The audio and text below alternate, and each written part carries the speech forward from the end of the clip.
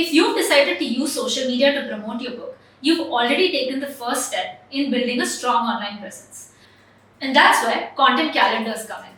But before we jump into content calendars, you need to know your goals as an author, what platforms to pick, and your content pillars. If you're unsure about all of this, don't worry.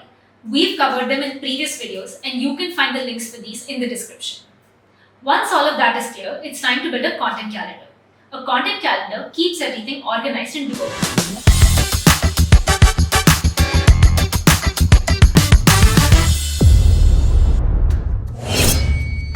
For your content calendar, you can use tools like Google Sheets, Notion, or even a physical planner.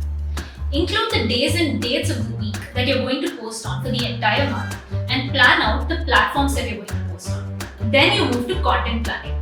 Assign the content pillar for each post that you're going to post, like educational or promotional. Write a sentence or two describing the content, draft the title or caption, and also mention the content format. To keep track of what's done and what still needs work, you can add a few more columns. This includes the status of your post. Is your post planned, drafted, or published? You can also include the workflow involved in creating the content, like script writing, designing, shooting, and editing, and include due dates for each step of the process.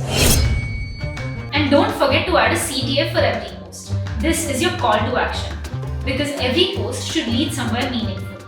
Some CTAs could include follow for more, comment down below, or pre-order your book now. Once your post is live, you want to see how it's performing.